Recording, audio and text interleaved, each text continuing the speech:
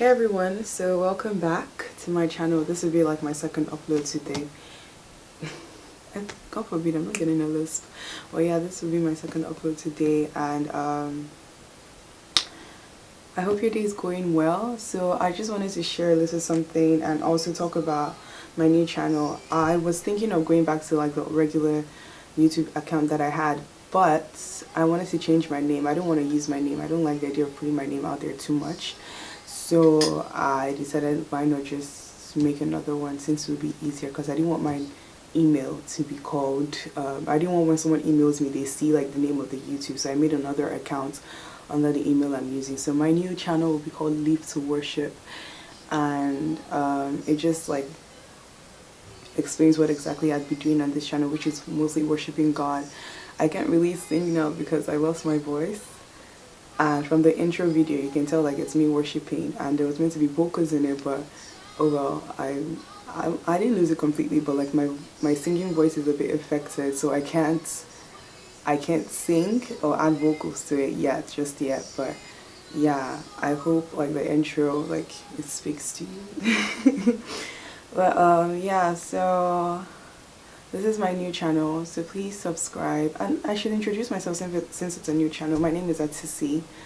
I'm Nigerian. I came to Canada for school. I'm done with school and I graduated this summer, or this fall, so I thank God. I love God. I live to worship God. I love to serve God. I'm not perfect, you know. I want to get to that point in which I can say like, God, I've done everything You've called me to do. So that's really my journey, and I just want to be able to share that with other people through worship and through like the word God lays on my heart. So before going any further, God, like I read the Bible today and Hebrews 12. I wanted to share something since I can't sing, and God kind of explained something to me, and it just like it kind of sets the pace for 2017. Like it just gives me like drive for 2017. I hope it does the same for you. So I was reading Hebrews. Yeah, I have my green tea, and this is my church. I don't know if you can see it. Transforming Life Center. Yeah, my church is so proud of my church.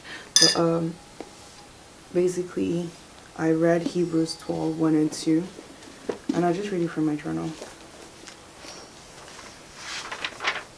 So Hebrews 12, 1 to 2. Therefore we also, since we are surrounded by so great a cloud of witnesses, let us lay aside every weight and the sin which so easily ensnares us, and let us run with endurance the race that is set before us, looking unto Jesus, the author and finisher of our faith, who for the joy that was set before him endured the cross, despising the shame, and has sat down at the right hand of the throne of God. So from the title of this video, on your mark, get set, go into 2017. 2017 is going to be a race. It has a start and it has a finishing line. And like Christ, we should find joy in running this race, because there's something that lays at the end of us, like not at the end of us, at the end of that line. And you know, when you say on your mark, you're meant to get in your lane, get in your position. So where are you placed right now? Where are you standing right now? Is it a good place to start? Is it a good vantage point for you to move through the year? And get set. Do you have the necessary tools to start this year? Doesn't mean you have all the tools, but do you have what you need to start? So if you're going into classes, like, do you have the mindset? Do you have the strength, the drive to go through the semester? If you're working, do you have the mindset to do the best you can at work and to serve your bosses the best way you can? Or if you're a boss, like, you know, do you have the grace to lead other people? And run. So you should run, because you need to get to the end of that line. You need to finish, and you need to finish well. So run to the end of that line with a lot of joy in your heart, knowing that although it may be hard right now, although there's a lot of stress, although I have to deal with this or deal with that, there's something that waits at the end of the line. For Jesus, it was our salvation. It was there, and it was the chance to sit at the right hand of God, to rule with God in heaven. So what is the joy that waits at the end of 2017 for you? What's the joy that waits at the end of that project you want to start? And you should use that as a way to encourage yourself. You know, look to God and look to Jesus and see how he did that, how he was able to go through everything, because he went through nonsense. I don't think anyone's nonsense can compare to what Jesus went through. So be encouraged. Be encouraged. Like, 2017 as a race. I know people are watching. People are always watching. You are a witness to other people. So don't let things weigh you down. Like he said, lay aside every weight. Don't let 2016 is gone. Like, leave 2016 in the past and move forward. Don't let that weigh you down, and just move forward.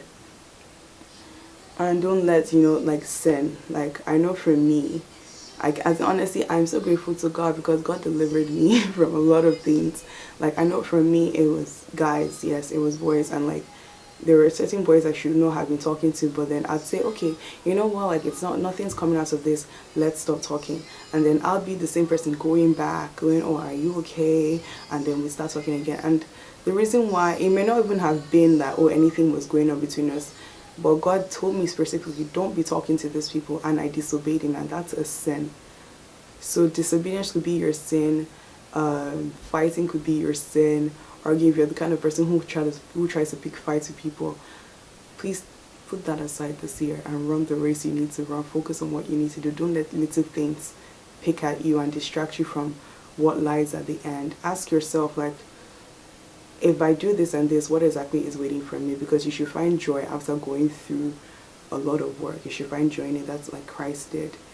And make sure that you have desire for whatever you're going to do, because Jesus had a desire for people. He had a love for people. If not, I don't think Jesus would have gone to die on the cross. Like, I don't think God would have asked him if he didn't like people.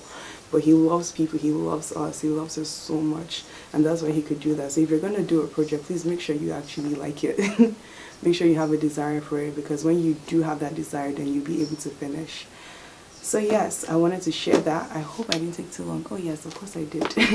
I wanted to share that and just encourage you, like, 2017, like, get on your max, get set and go, and just run through this year.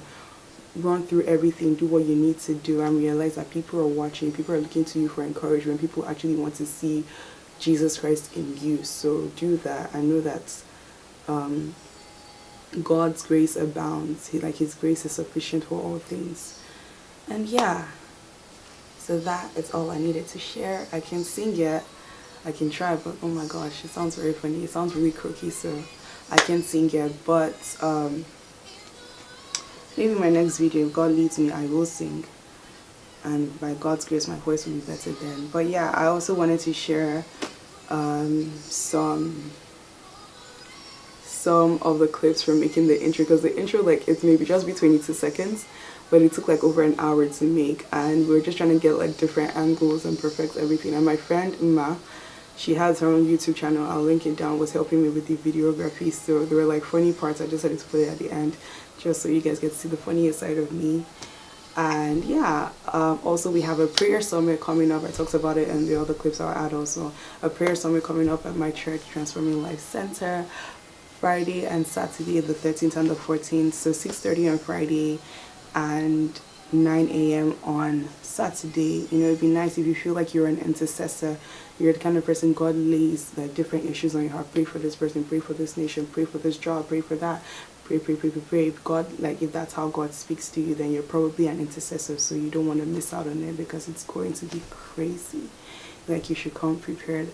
I feel like I'm not being pumped enough, but you know, come prepared, because I'm happy and I'm looking forward to it. And I'll see you there. So yeah, have a good day, guys. Enjoy the clips, and I'll see you in the next video. Bye. Guys, we have a prayer summit. You're promoting my church. So, are you going to put this? If you're putting our music? No, it's with voiceover. Yeah. Anyway, so as I was saying, guys, we have a prayer summit coming up this Friday and Saturday, or next Friday and Saturday. 6:30 p.m. on Friday, 9 a.m. on Saturday. You don't want to miss it. It's gonna be fire on fire. That's actually the name of the summits. So we're gonna be praying. If you don't know how to pray, come pray. If you know how to pray, come increase the fire upon your life and pray even more. Come and shake up the kingdom of darkness. You know, just come pray. Pray for 2017. Like, start this year with prayer and see what God will do. It's so weird recording yourself. Oh my god. Actually, you know that's made on YouTube, right? You can put everything on YouTube. I did not give my consent. I'll sue you. Okay, see.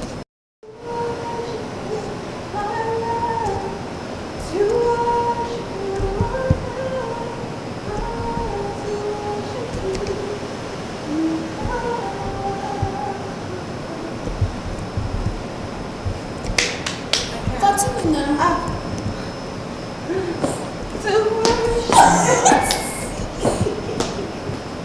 You were getting into it and then you just when you were 90, you just caught.